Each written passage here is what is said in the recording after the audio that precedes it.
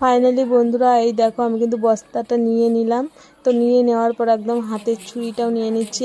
আজকে একদম ডাইরেক্টলি তোমাদেরকে বলেই কাজটা শুরু করে দিচ্ছি ঝটপট করে। তো সব কিছু কাজ শেষ করার পরে আমি কিন্তু সন্ধ্যার দিকে বসে পড়লাম। আর বিকেলবেলাও কিন্তু আমি অনেকগুলা ব্যাগ তৈরি করেছি। আর এই যে দেখো বিছানায় দেখতেই পারছো। তো ওইগুলা বিকেলবেলা তৈরি করার পরে আমার আরও এই যে দেখো আমার কিন্তু একদম রেডি পট্টিটা। তো এখন আমি কিন্তু বস্তাটা কেটে নেবো, পট্টিটা এই জায়গায় রেখে দিলাম। তো এই যে দেখো আমি এটার কিন্তু এক সাইজ মানে একদিকে কাটলে হয়, যেহেতু পট্টিটা দুই সাইডে কাটতে হয়।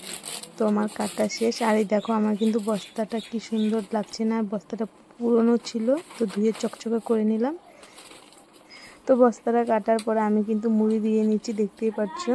সামনের দিকে কিন্তু মুড়ি মানে একদিকে মুড়ি দিয়ে নিলাম। আর আমি কিন্তু মেশিনটা দেখো আমি কিন্তু মুড়ি দিয়ে নিচ্ছি। আর সবসময় কিন্তু মুড়ি দিয়ে কাজটা করবে, মুড়ি দিয়ে কাজটা করলে ভালো হয়। তো বন্ধুরা দেখো আমি কিন্তু এই দিকেও মুড়ি দিয়ে নিচ্ছি। তো দুই দিকে মুড়ি দিলে কিন্তু ফিতা লাগানোটা যে থাকে সেটা কিন্তু মানে ভালো হয় ধরার জন্য, না হলে কিন্তু ছিঁড়ে যাওয়ার ভয় থাকে। তার জন্য কিন্তু আমি সব ব্যাগেরই কিন্তু দুই সাইডে মুড়ি দিয়ে নিই, মুড়ি দিলে ভালো হয়। আর আমার এদিকে কিন্তু আমার সুতো শেষ নিচে। তো সুতোটা ঠিক করা নেওয়ার পরে এখন আবার মেশিন চালু করে দিলাম। তো দেখো আমার কিন্তু এইদিকে কাজ শেষ, এখন আমি ফিতে লাগাবো।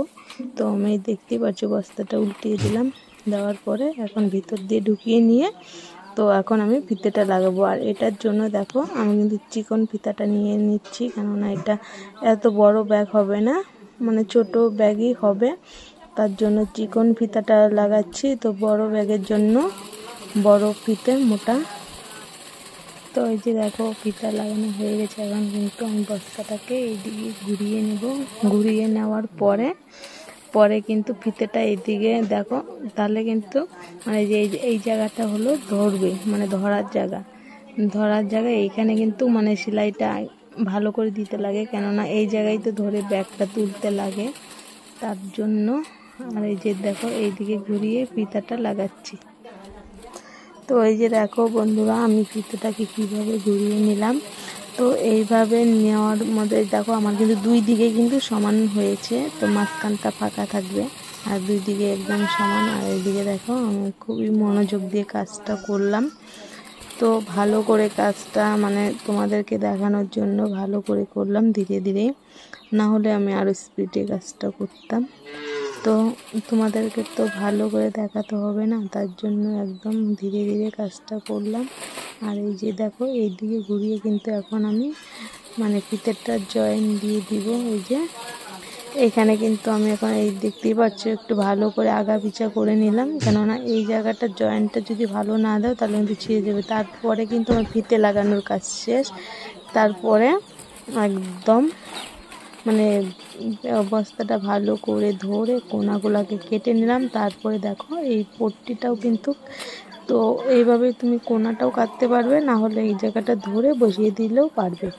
তো আমি এইভাবে আজকে আর কোনাটা কাটলাম না, একদম বসিয়ে দিলাম। আর বস্তাটা থেকে একটু ভিতরে সেলাই করবে, কেননা এটা যেহেতু ভিতরে ভাঁজটা পড়বে তার জন্য একটু বেশি করে নিয়ে নেবে, না হলে কিন্তু এই জায়গায় সেলাইটা ফেটে যেতে পারে। আর এই যে দেখো আমি কিন্তু উল্টিয়ে নেওয়ার পরে এখন কিন্তু পট্টিটা সেলাই করে নিচ্ছি, দেখতেই পাচ্ছ। তো এইভাবে ধরার পরে এইভাবে ভাঁজ করে করে সেলাইটা করতে লাগবে। আর এইভাবে ডাইরেক্ট সেলাই করা যায়, কিন্তু এটা মানে যদি সবজি নেওয়া যায় এটা ব্যাগ ফেটে যেতে পারে, মানে শক্ত বস্তা লাগে, এটা তো হালকা বস্তা না, তার জন্য ভাঁজ করে দিচ্ছি ভালো করে।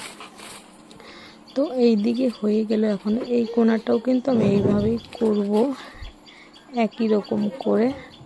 তো আমার ব্যাগ বানানোটা তোমাদের কেমন লাগছে অবশ্যই কিন্তু কমেন্ট করে জানাবে। আর নতুন নতুন ভিডিও দেওয়ার জন্য আমি কিন্তু রেডি, আর তোমরা কিন্তু অবশ্যই কমেন্ট করে বলবে।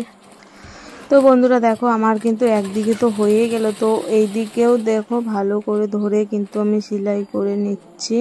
তোমরা কিন্তু মানে পিছনে যে বাঁ হাতটা আছে সেটা কিন্তু টাইট করে ধরে নেবে, সেটা টানে কিন্তু সেলাইটা সোজা হবে আর তো ভালো হবে। আর এই যে দেখো তোমাদের কিন্তু আমি এক সাইডটা দেখিয়ে দিলাম যে কীরকম হলো। তো তো সেটাও মানে ওইটা যেভাবে করছি এটাও কিন্তু একইভাবে করতে লাগবে। তো একটা ব্যাগ যদি তোমরা মনোযোগ দিয়ে দেখো তাহলে কিন্তু মানে পুরোপুরি কাজটাই শিখে যাবে, আর মানে অতটা দেখতে লাগবে না। তো যখন আমিও নতুন কাজ করেছিলাম মানে একটু উল্টাপাল্টা হয়েছিল, কিন্তু একটা দুটা ব্যাগ কাজ করতে করতে আমার কিন্তু পরে ঠিক হয়ে গেছে। আর এখন কিন্তু আমি একদম কমপ্লিট কাজ করা, তো আমার একটু অসুবিধা হচ্ছে না। যদিও মানে মেশিনটা যদি একটু প্রবলেম দেয় তাহলে কাজ করতে একটু দেরি হয়, না হলে কিন্তু আমার একটা ব্যাগ বানাতে বেশি সময় লাগে না। তো আমি কিন্তু এখনও মেশিনে কিন্তু পা দিয়েই কাজ করছি, আমি এখনও মোটর লাগাইনি। তো দেখা যাক, এভাবে কাজ করে যদি মোটর লাগাতে পারি পরে লাগাবো। তো দেখতেই পাচ্ছ আমার খাটে কিন্তু অনেকগুলো ব্যাগ আছে, তো নিচেও অনেকগুলো ব্যাগ আমি তৈরি করে রেখেছি, আর সাইডে বস্তা কাটা আছে আর বাইরেও আছে। আর এগুলো একটু নোংরা ছিল, তার জন্য কিন্তু আমি পরিষ্কার করে বাড়িতে সার্ফের জল দিয়ে ভিজিয়ে রেখে, দেখতেই পাচ্ছ একদম চকচকা নতুন বস্তা হয়ে গেছে। এগুলো কিন্তু পুরন মানে নোংরা নোংরা ছিল, তারপরে ধোয়ার পর দেখতে পাচ্ছ একদম নতুন চকচকে বস্তা হয়ে গেছে। তো সবসময় চেষ্টা করবে যদি নোংরা অবস্থা থাকে পরিষ্কার করে কাজ করার জন্য, আর না হলে কিন্তু তোমার মেশিনও নষ্ট হয়ে যেতে পারে। আমার মেশিনে কাজ একটু কম হয়, তার জন্য একটু জাম হয়ে যায়। আর দেখো ফাইনালি বন্ধুরা আমার কিন্তু ব্যাগ বানানো একদম রেডি। আর ব্যাগটা কেমন হয়েছে অবশ্যই বলবে।